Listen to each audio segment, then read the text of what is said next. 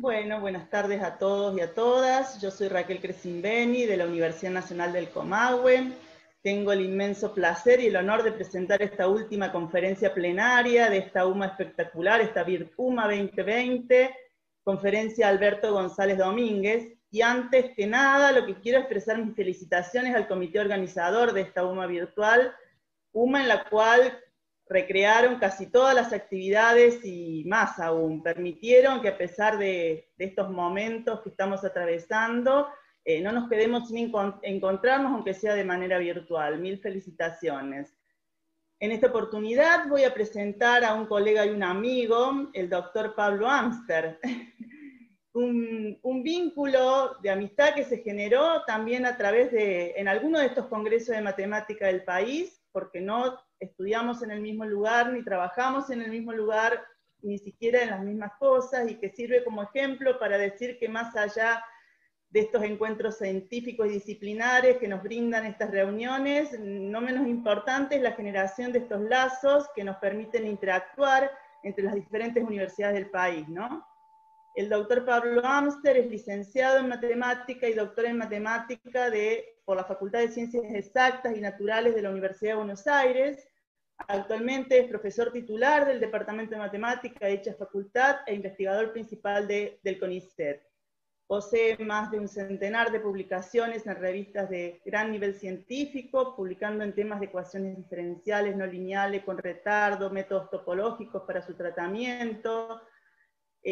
Ha tenido colaboraciones con importantes investigadores del país y del extranjero. Además, ha escrito libros sobre ecuaciones diferenciales y uno en coautoría con Juan Pablo Pinasco sobre teoría de juegos.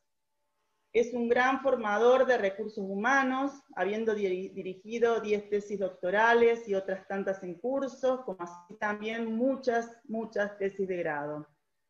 Ha dado conferencias en congresos y universidades del mundo, recorriendo casi todos los continentes.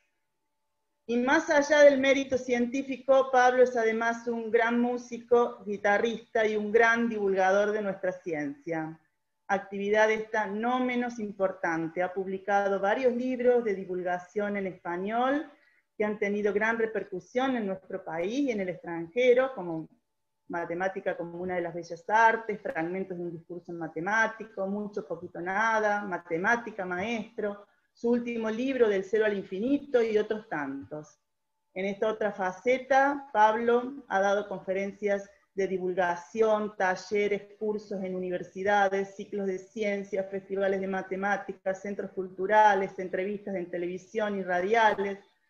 Ha compartido el escenario con músicos como el pianista Horacio Lavandera y el físico y músico Alberto Rojo en espectáculos de ciencia maravillosos donde combinaron la ciencia y la música de una manera fenomenal. En sus libros y escritos en blogs hay importantes y bellísimos reportes donde se enlazan la matemática, la música, la palabra, el lenguaje, la historia, la filosofía. Y para conjugar de alguna manera estas grandes pasiones, unas de sus grandes pasiones, que es la música y la matemática, es uno de los organizadores de los talleres de aplicaciones de matemática y computación a la música en la Facultad de la UBA, de Ciencias Exactas. Pero además de todos estos aportes en la ciencia y de la divulgación, es una persona muy generosa y siempre dispuesta a colaborar.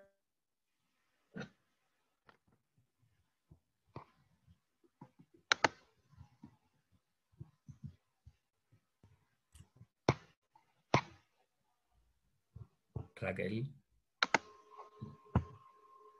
La perdimos. Perdimos a Raquel.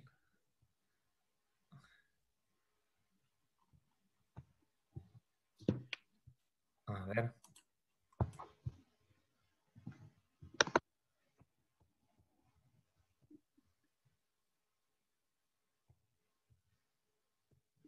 Bueno, se ve que lamentablemente Raquel ha perdido la conexión por algún problema, pero creo que podemos darle paso. Ahí volvió. Pablo. Ahí volvió. Raquel. Sí.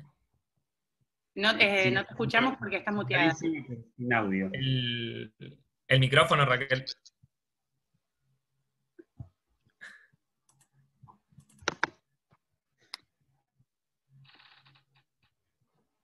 No, no nos escucha. Bueno, Ra-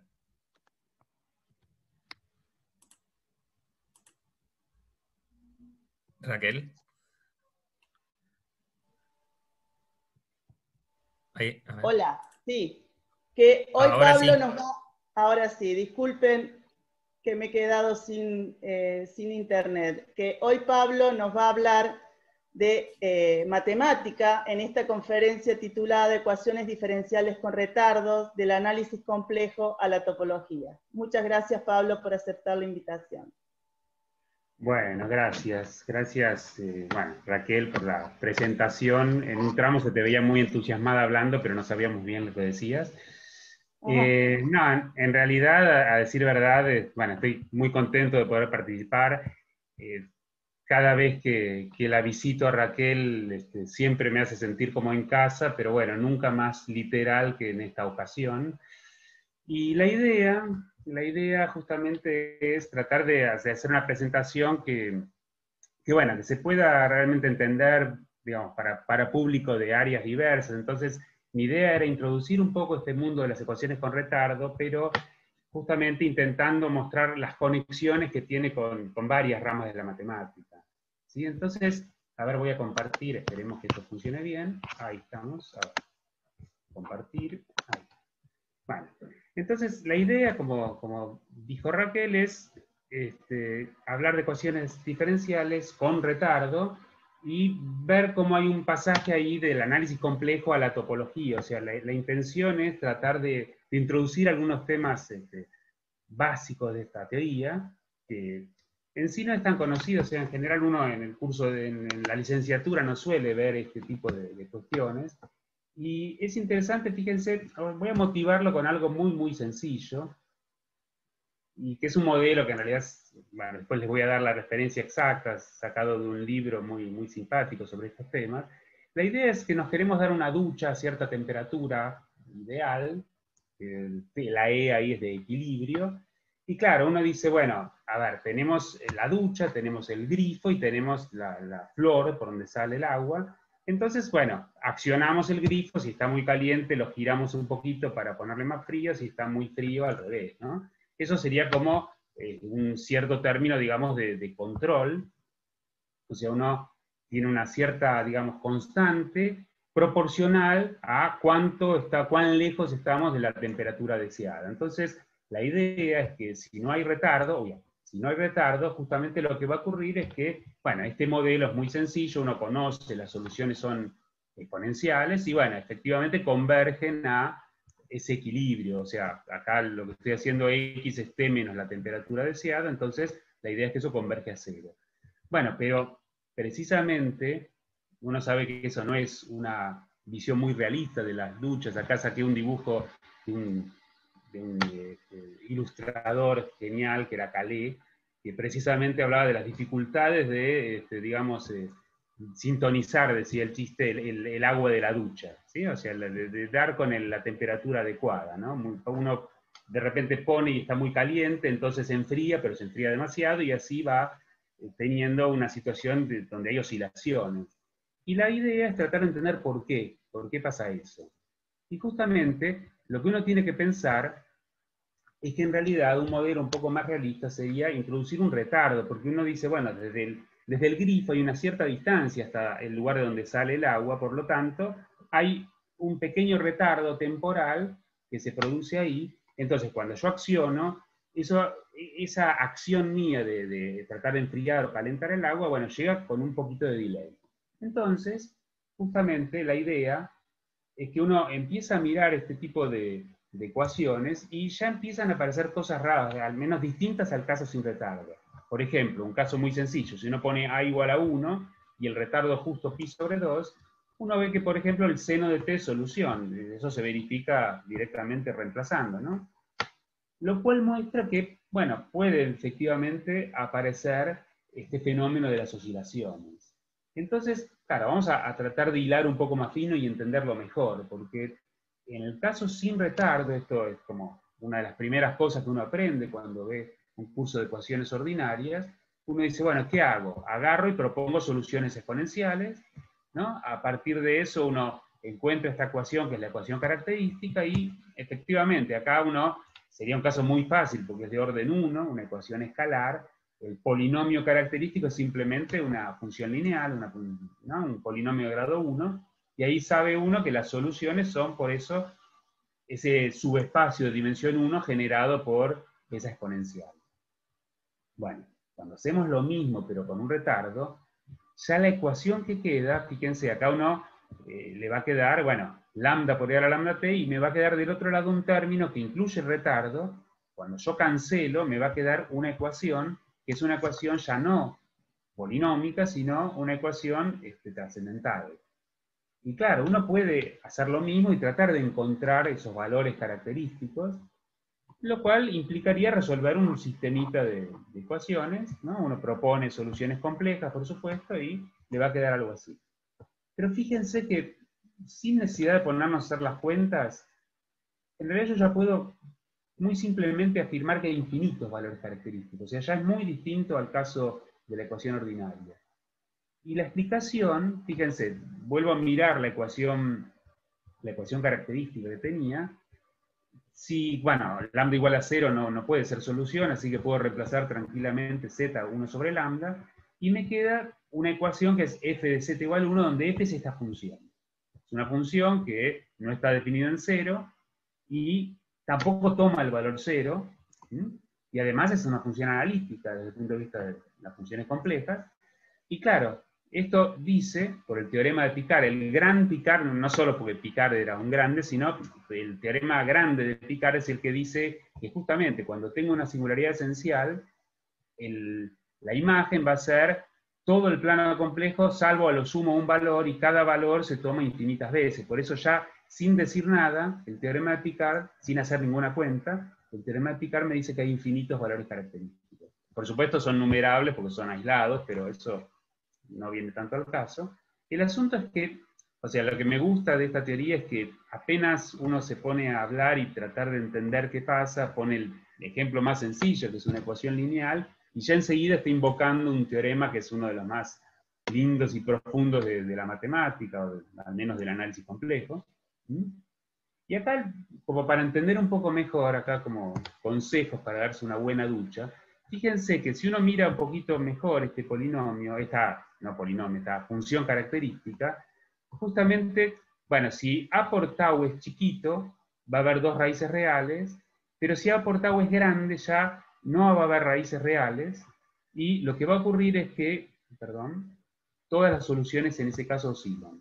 Es más, pues la ducha puede ser espantosa, porque fíjense, si a por tau es muy grande, mayor que pi sobre 2, incluso existen soluciones, valores característicos con parte real positiva, así que habría soluciones no acotadas. ¿Está bien? Esto es bastante interesante, o sea, y tiene su lógica. O sea, uno dice, bueno, en realidad, si el retardo es muy grande, el giro o sea, la constante esa de proporcionalidad tiene que ser muy chiquita, es como que tengo que realmente ser muy cuidadoso con cómo giro el grifo. ¿Está bien? Bueno, pero vamos a entonces presentar algunos modelos donde el retardo aparece de manera bastante natural, que son modelos de dinámica poblacional, ¿no? Por ejemplo, uno dice, bueno, modelo más elemental imposible, el modelo de Malthus, donde uno dice, bueno, lo que tengo es una cierta tasa de nacimientos y una cierta tasa de muertes, entonces directamente el término que resta son los individuos que mueren. Obviamente esa tasa me da, justamente, es algo proporcional a la población, x de t es la población total, entonces, claro, hay un término que resta, uno que suma, y de vuelta me queda una solución que es exponencial, y uno sabe que este modelo, bueno, no es demasiado realista, por supuesto, puede modelar, a lo mejor por un periodo cortito, una población, pero en general hay que ajustar un poco más los términos de este modelo, y una posibilidad es introducir un retardo en este término, en el término de los nacimientos. Y la explicación es muy sencilla, porque justamente uno dice, bueno, en realidad, desde que un individuo nace hasta que puede reproducirse, hasta que alcanza la madurez, pasa un tiempo. Entonces, eso hace que tenga sentido, en ese término, considerar un retardo. Por supuesto que hay otros modelos mucho más precisos. Por ejemplo, está la ecuación logística, donde en algún momento se introdujo este producto, digamos, como pensando en que, bueno, M es como un cierto valor límite, o sea, como que la población no va a crecer más allá de un cierto valor, por ejemplo, porque, bueno, obviamente si consumen todos una cierta cantidad de recursos que es finita, por supuesto la población no puede crecer y hacerse demasiado grande.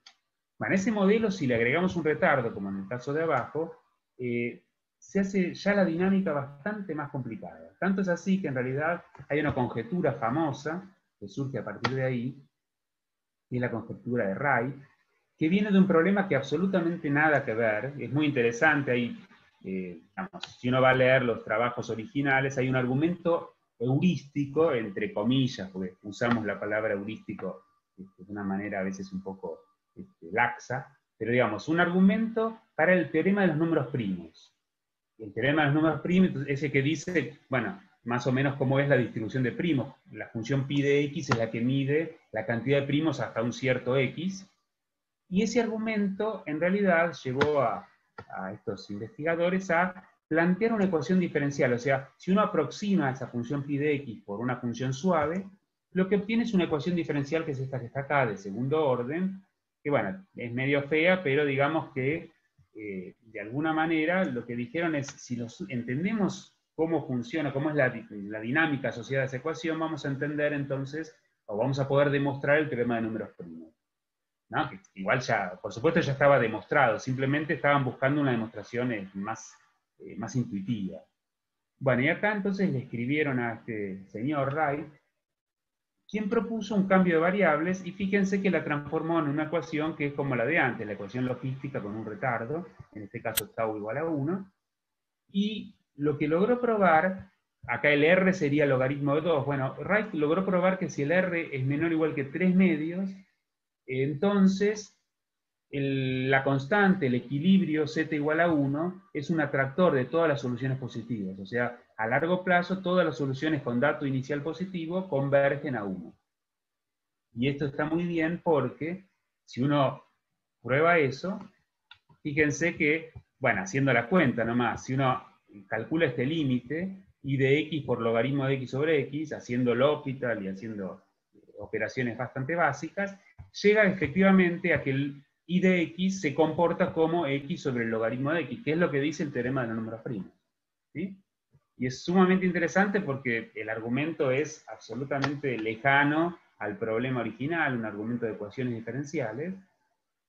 Bueno, el asunto es que, más allá de haber resuelto este problema que le plantearon, acá Wright observó lo siguiente: cuando uno linealiza esta ecuación, justamente en z igual 1, bueno, lo que ocurre es que al pasar al linealizado, me da esa estabilidad me da para R menor que pi sobre 2. Y es muy curioso porque Wright lo había probado para R igual a 3 medios, que es 1,5, pi sobre 2 es 1,57, como que hay un huequito ahí pequeño en el cual no se sabe qué pasa. Y Wright conjeturó que la estabilidad se mantenía hasta el valor, o sea, hasta pi sobre 2. Y efectivamente, digo, después de mucho trabajo y varias décadas, se probó que, bueno, está dicho en inglés, Wright was right, o sea que Wright tenía razón. ¿Sí? Pero es interesante porque esto involucró meterse con cosas bastante complicadas, ¿sí? de ecuaciones diferenciales, de sistemas dinámicos, pero bueno, interesante en el sentido de que, de vuelta, la ecuación de la cual parte es muy elemental, y sin embargo eso, la dinámica, al agregar un retardo, se torna bastante complicada como para entender bien lo que está pasando. ¿Sí? Bueno, pero vamos a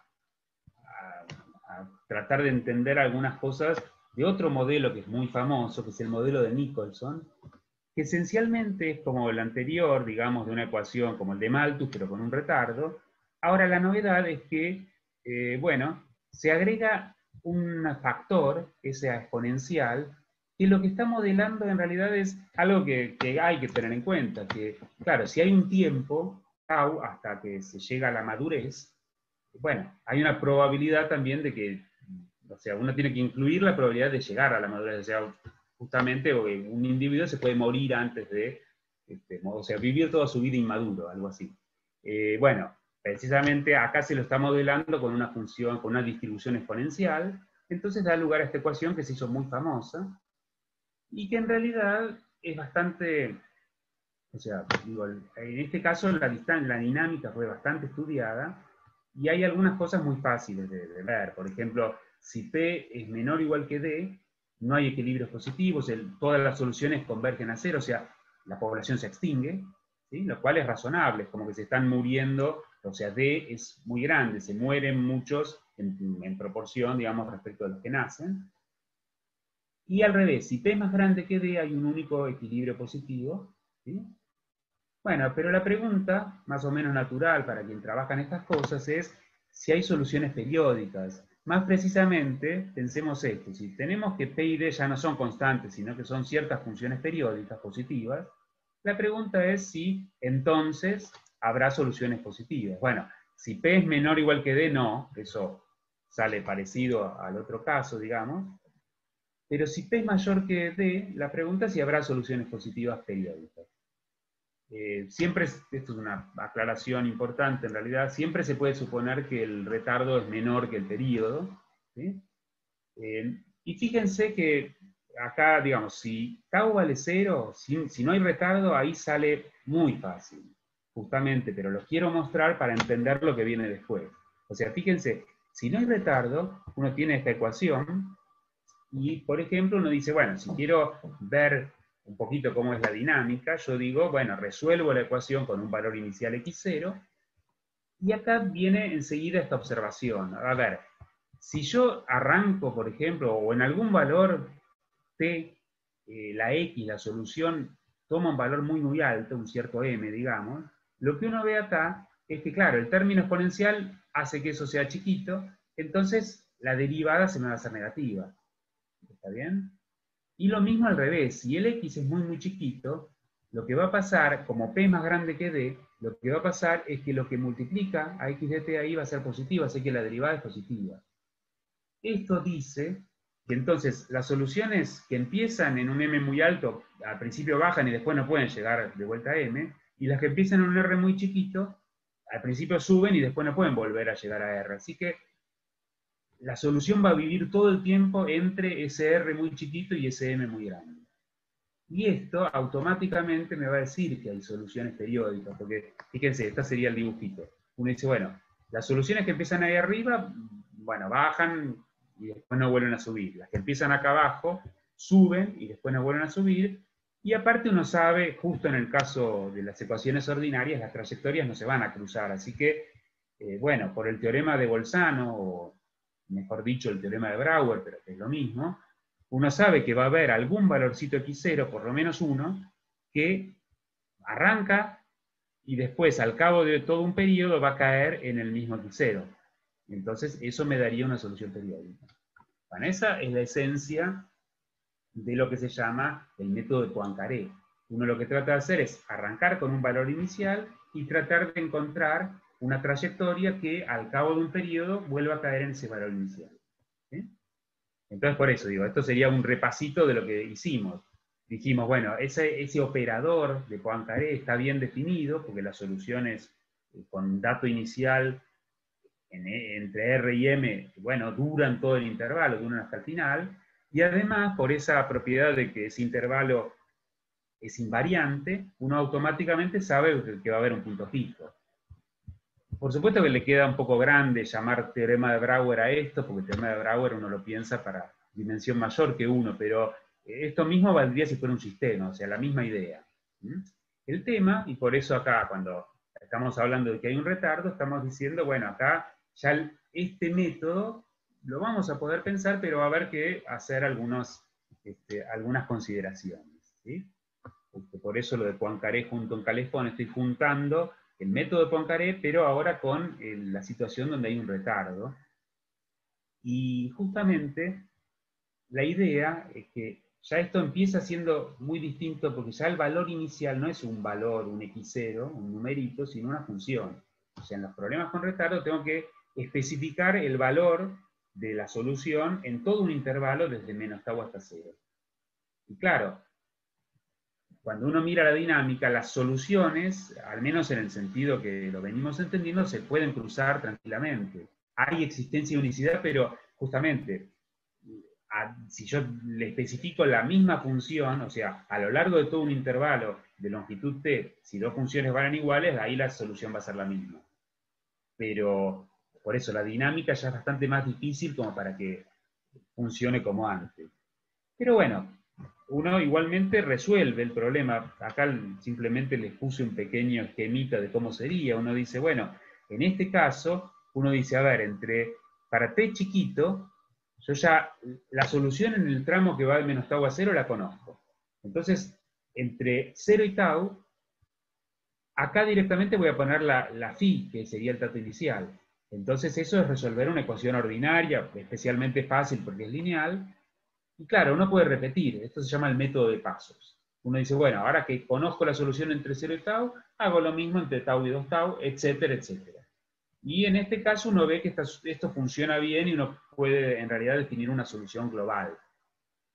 Pero bueno, la cuestión no nos interesa tanto, nos interesa al menos poder definir este operador de Poincaré. Entonces, el operador de Poincaré acá, ¿qué sería? Sería agarrar una solución, un dato inicial, que sería una phi, una función, ver, o sea, calcular esa solución, y después quedarnos con la colita, o sea, con el último tramito que va desde t grande menos tau hasta t. Y la idea es encontrar un punto fijo de eso. Pero claro, este operador de Poincaré es en dimensión infinita, porque ahora el dato inicial es una función. ¿Sí? En general va a pasar esto, el operador de Poincaré en una ecuación cualquiera va a estar definido en un cierto subconjunto del espacio de funciones continuas. Y es un operador continuo. El tema es que ya no tenemos Brouwer en dimensión infinita, pero tenemos un reemplazo bastante digno que es el teorema de Schauer, que sería igual a Brouwer, o sea, si tengo un conjunto, por ejemplo, ¿no? Después se generaliza, pero en principio un conjunto que es cerrado, convexo y acotado, y tengo una función que lo deja invariante, digamos, y esa función además es compacta, o sea, acá está, ¿no? O sea, que la imagen es un conjunto precompacto, entonces va a tener un punto fijo.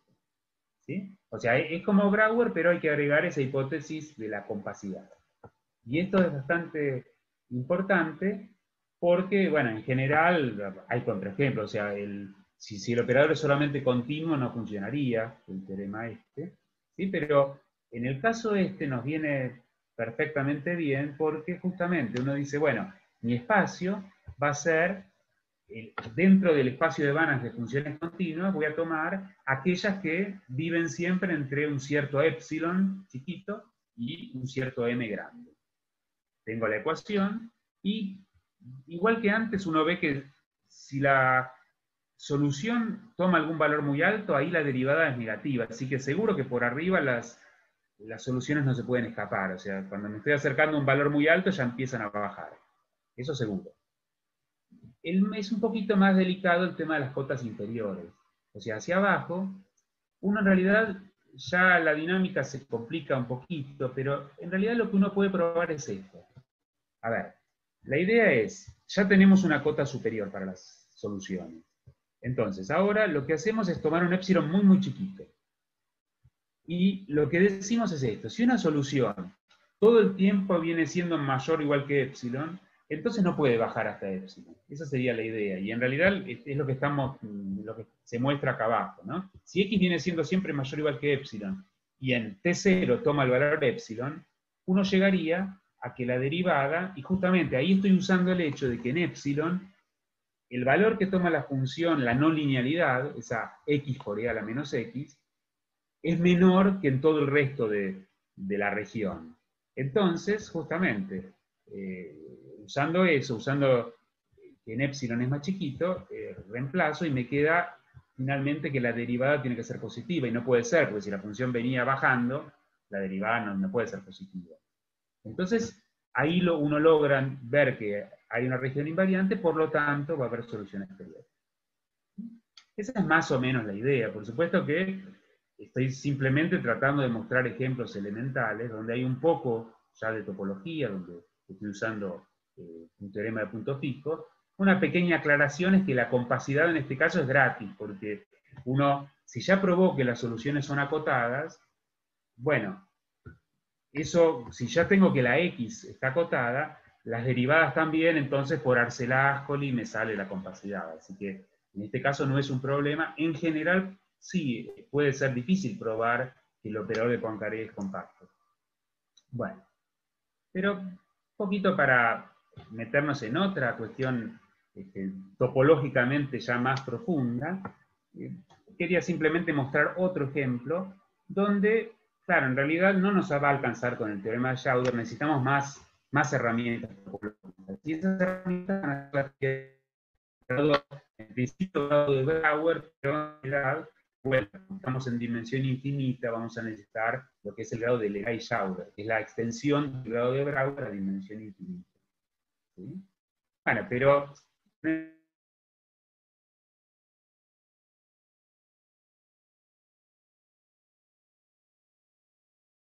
antes.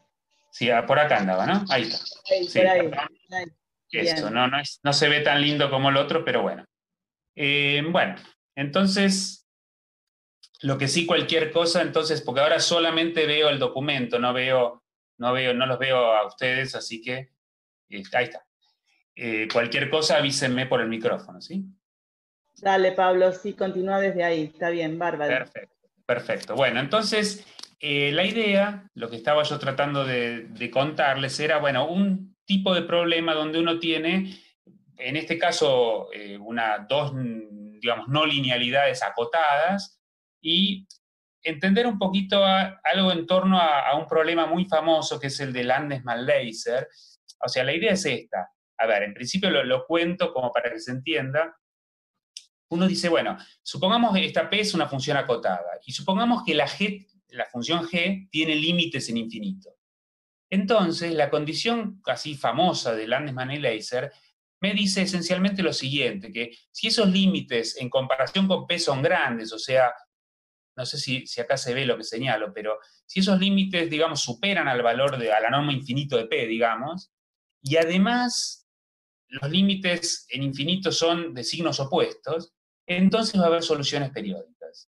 O sea, por supuesto que, digamos, hay muchísimas variantes de esto, pero estoy tratando de plantearlo como un caso sencillo para entender cómo va a ser la generalización al caso de un sistema.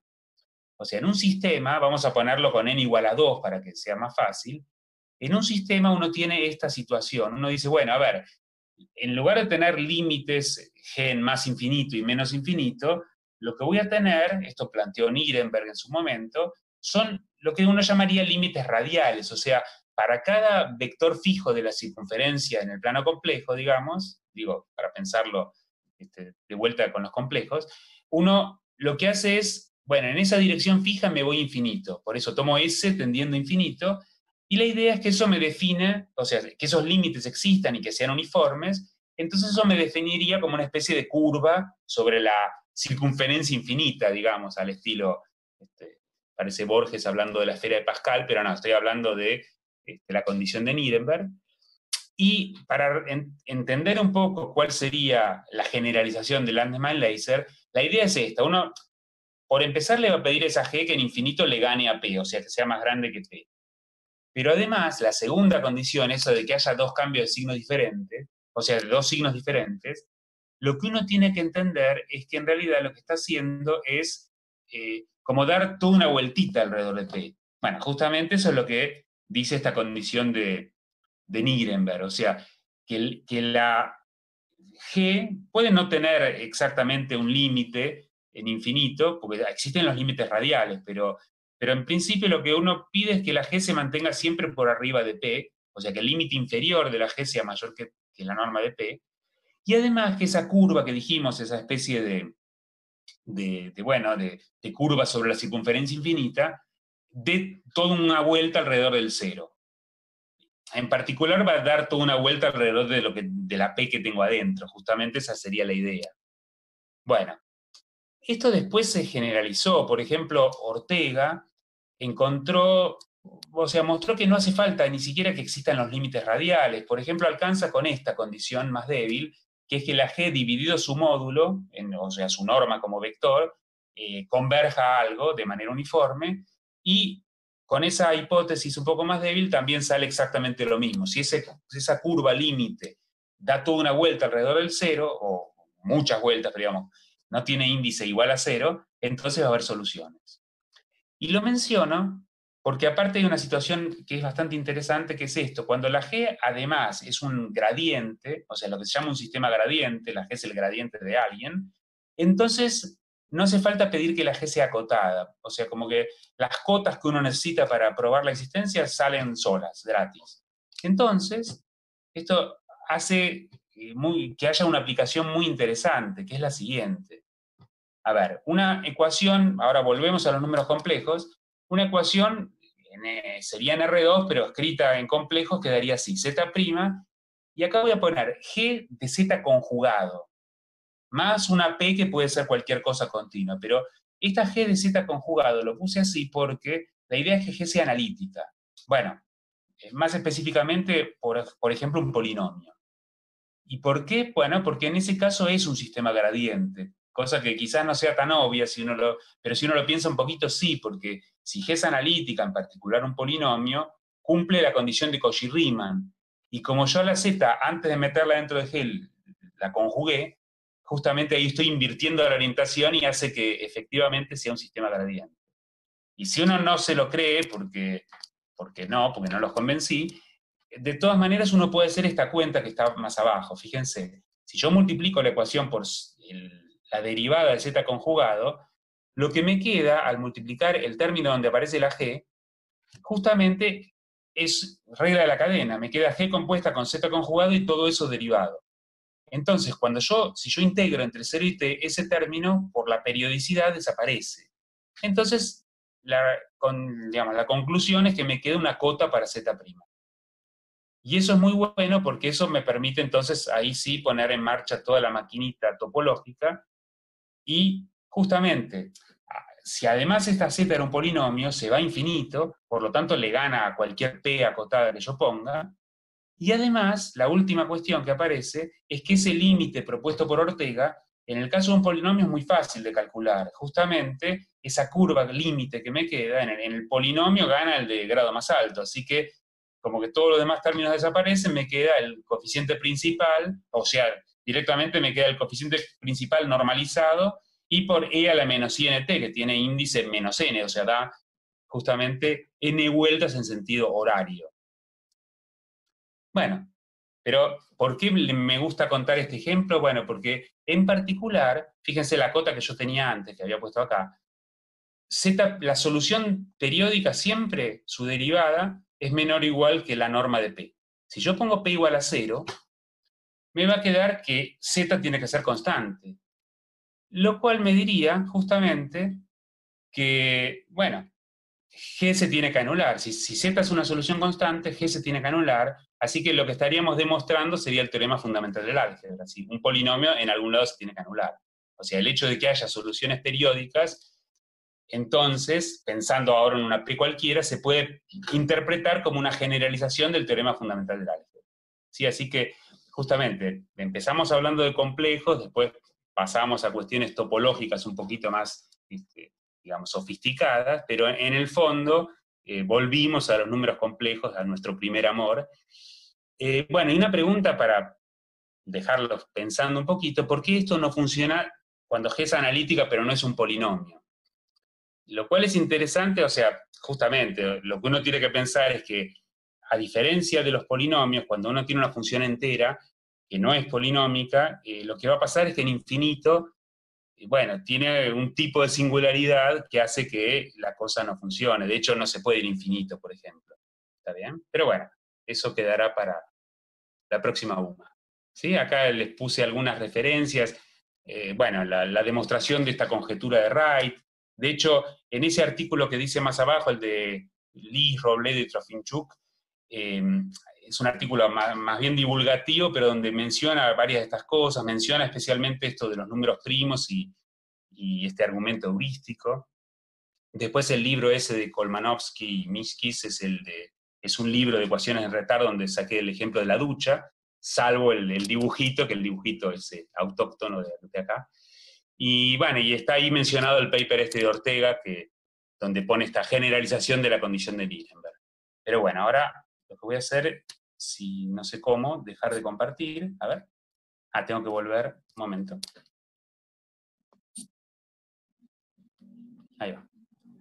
Perdón que estoy un poco ducho con esto, ahí estamos. Ahora sí.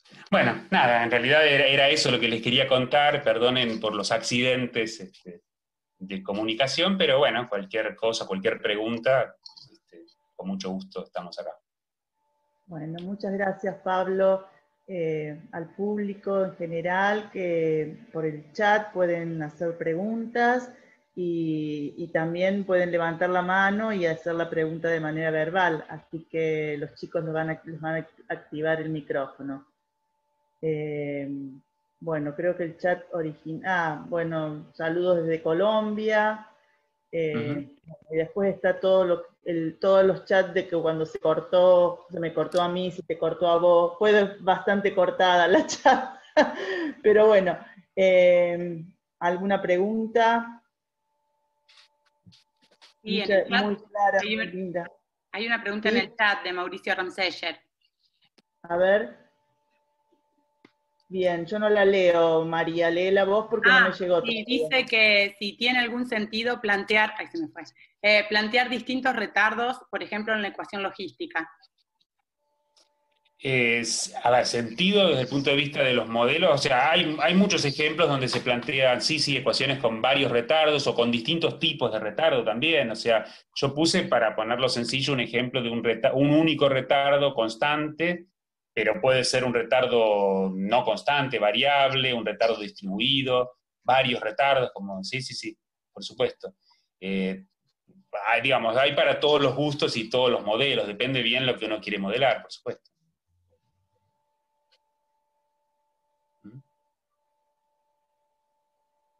A ver, ¿seguimos en contacto? Sí, Pablo, estamos en contacto, sí, estoy tratando, ahora recién me llegó el mensaje de Mauricio. Muchas gracias, muy buena presentación, aplausos, enhorabuena, aplausos, te mandan, bueno. Pablo. Sí, realmente muy linda la charla, como todas tus charlas, y siempre con un toque de música y un tanguito de por medio. Sí. Dos nuevos mensajes, a ver, muy linda charla, muchas gracias. ¿Hay preguntas? ¿Alguien que quiera hacer alguna pregunta en particular, que quiera activarse el micrófono para decirle algo a Pablo?